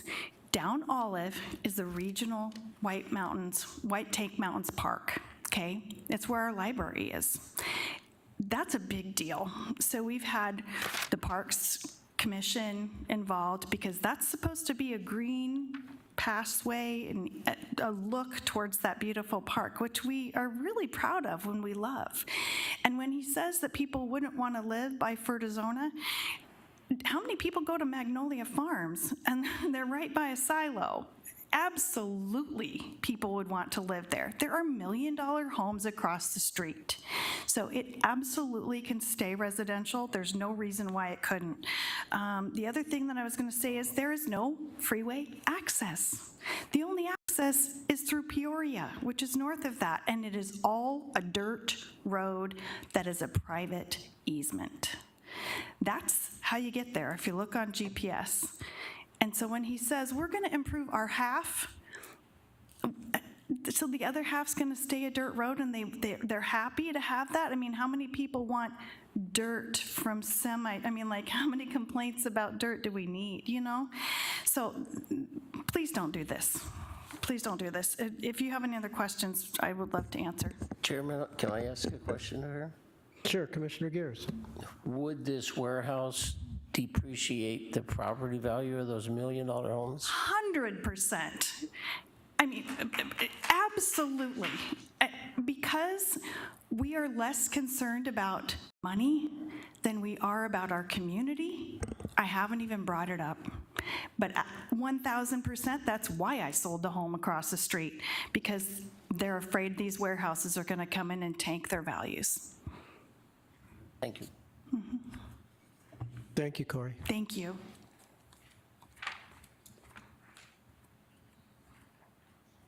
Steve Westy? Thank you, gentlemen. Real quick, 2 things. One is it's going to be manufacturing and distribution center. Of course, it's going to be run 24/7. no doubt about it. And the other concern he had is no one will want to live in that area because it's heavy industrial chemical from Fertizona. But say there's 50 custom homes built with, say, 200 people if it was residential. Well, he says he doesn't want those people injured from hazard. Well, you're doing an industrial facility here that has 190 semi-truck bays, over 600 employee parking spaces, and times that by 3 shifts, it's what, 2,400 people in a 24-hour period? It's more people than an industrial or than a residential home area. But that's all I wanted to say. Thank you. Thank you, Mr. Westy. Roxanne Dent. And go slow with your address because you didn't put it on here. I'm so sorry about I got to write it that. down. Go ahead. I was trying to rush. I am Roxanne Dent. I live at 10511 North 178th Avenue in Waddell. Thank you. You're welcome. I am also an employee at American Leadership Academy due to it being a community school and that we value community out where we live. And to address the traffic issue, it's been huge this year. Our elementary school that I work at as a teacher services over 900 students, and it is growing. We have ran out of space. The high school is about the same. I have children at both schools, and we are enjoying it, but the traffic has been a huge issue. As a mom that's moved out to the West Valley and a native fifth-generation Arizonan, yes, we're growing, and we welcome it. As a husband who grew up here in Glendale, he loves the city. He's very proud of it, but we moved out to Waddell, built a custom home on acreage, and enjoy having the animals and watching our children learn to work and grow the land.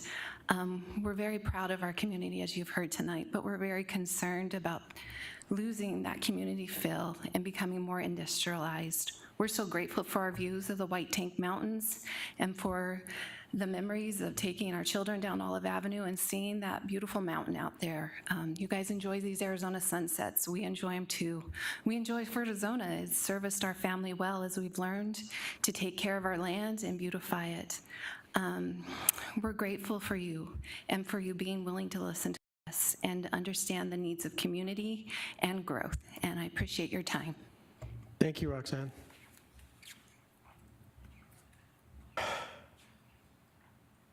Okay, that's the last card I have for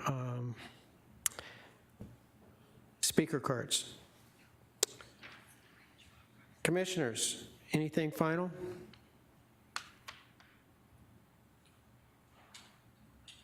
Okay, Ms. Perry, any final questions or procedural guidance?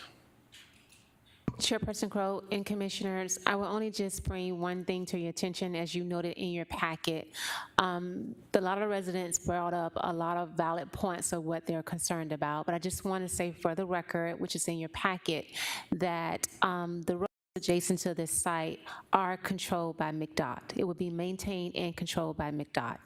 McDOT would also review the traffic study. Absolutely, our development team played a part in that review, but ultimately McDOT has the last and final say-so as it relates to the access points and the Half Street improvements. Thank you. And it's also my understanding that whatever we do tonight is going to be forwarded to council, and they're going to make the final decision. Chairperson Crow and Commissioners, that is correct. Thank you. Okay, the public hearing for case number GPA 22-03 and ZON 22-12 is now closed. We will now vote on each application separately. Hear a motion for GPA 22-03. Chair, Commissioner Crow. I recommend rejection of GPA 22-03. I'll second. Are there any further comments or discussions regarding GPA 22-03? Mr. Chairman, Vice Chair? just a question that I think we may need to get an opinion on. I think the appropriate action would be to move approval and vote no. I think that would be the appropriate way to vote no on the issue if that is our choice. Maybe we could ask legal opinion of that. Mr. Gruber? Chair, members of the commission, it's really up to you as to how you want to handle that. And there is a motion on the floor. Yeah, I think we're going to get to the same conclusion either way, but As long as the probably just concerning the appropriate process, and if that works, I'm perfectly fine with that. okay, I have a Mr. Chair, I'm sorry. point of Commissioner Cole. Thank you, sir. Point of clarification, regional mixed use supports residential. Residential development is still possible under an RMU. Chairperson Crow, commissioners, it is possible, but what is before you within the rezoning of the PAD does not allow for residential. Thank you for the clarification.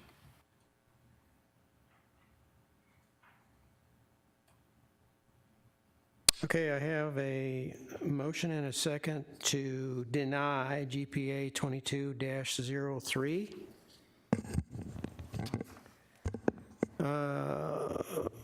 As written, and I will have a roll call vote starting from my far right.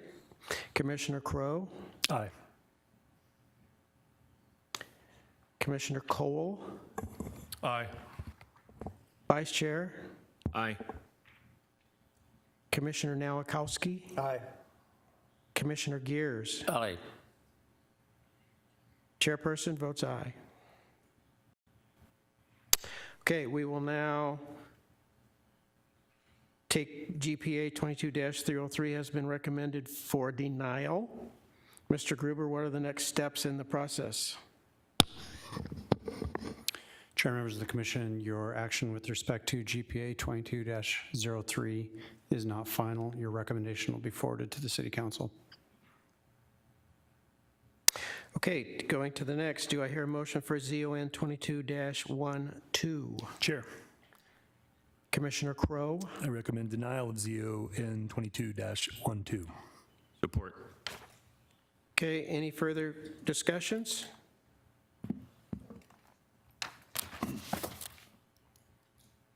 Okay, we have a motion and a second for denial of case number ZON 22-12. Conduct a roll call vote starting from my far right. Commissioner Aye. Crow. Commissioner Cole. Explain my answer. Certainly. I'm not convinced the residential is the answer, but this PAD, for me, is not the answer. I think it's a square peg in a round hole. So I think it's quite possible some commercial development is going to have to be figured out for this area to get through. But under the current circumstances, information we have, I vote aye to deny. Vice Chair. Aye. Commissioner Nowakowski. Explain my vote. Sure. Mr. Chair, Commissioners, comments were made tonight, and I took to heart the one that said, plans for growth have to make sense for the area, and need to understand the community and how growth is going to impact that area. And the whole idea of the truck traffic and not having a real great plan on how to access 303. It seems like there'll be a lot of diversions. And the whole, I got to be honest, I think a residential neighborhood would put more traffic into the area. I don't know, but it could. But with that, I vote aye. Commissioner Gears. I'd like to explain my vote, if I may. Certainly. I feel that this project is expanding the 303 corridor further west than it should. It's past the quarter mile, and it's really not the proper project for this piece of property, so I vote aye. Okay, I agree with the comments from Commissioner Nowakowski. I'm concerned about some of the things about the project. I don't necessarily oppose the basis of the general theory of the project, but I think this particular project might be a little overbearing for this, so Chair votes aye. Okay, case number ZON 22-12 has been recommended for denial. Mr. Gruber, what is the next steps in the process? Chair, members of the commission, like your action with respect to the companion general plan amendment, your recommendation regarding the rezone will be forwarded to the city council. Thank you, sir. Okay, that'll be all of the agenda items we have on the agenda tonight. Ms. Perry, is there any other business this evening? Yes, Chairperson Crow and Commissioner, the next item on the agenda under other business, staff is asking that the commission engage in discussion and a recommendation for the next year of appointing the chair and the vice chair. And then at a future meeting, we will go through the process of a motion and a vote. We can't do that now? Chairperson Crow, commissioners, get it we're done. unable to do it now based on how it was written in the agenda. Okay. Okay. Commissioners? Mr. Chair, Commissioner Cole? I'm sorry, I should probably defer to the esteemed vice chair, but I'm going to jump in like I do. I'm in favor of preserving the status quo. I think you've done a wonderful job as chair, and I fully support our vice chair as well, Mr. Nyberg. Very thoughtful, thorough, very communicative, and I wouldn't change a thing. Anybody got anything else? Or ties mandatory. Sir? Commissioner Crow? Take yours off before we come in. Okay. Okay. Chairperson Crow, Commissioner, just for clarification and the recommendation, could we just hear once again, who is the recommendation that's been for consideration for the chair and the vice chair? Commissioner Cole? Mr. Chair, I put forward a recommendation of Vern Crow as chairperson of the Planning Commission and Ed Nyberg as vice chair of the Planning Commission. I second that. Thank you. Are there other commission comments or suggestions? Are there any planning staff reports? There are none. Thank you. Okay, gentlemen, just as a reminder, a special off-site planning commission will be held on November 17th at 6 p.m., and it'll be at Glendale Regional Public Safety Training Center, which is way out 11550 West Glendale Avenue, room 130. Anybody need that again? Glendale Regional Public Safety Training Center located 11550 West Glendale Avenue, room 130. And that's the 17th at 6 p.m. Okay, if there's no further business, I will now entertain a motion to adjourn. So moved. I have a motion and a second to adjourn. All those in favor say aye. Aye. We are adjourned.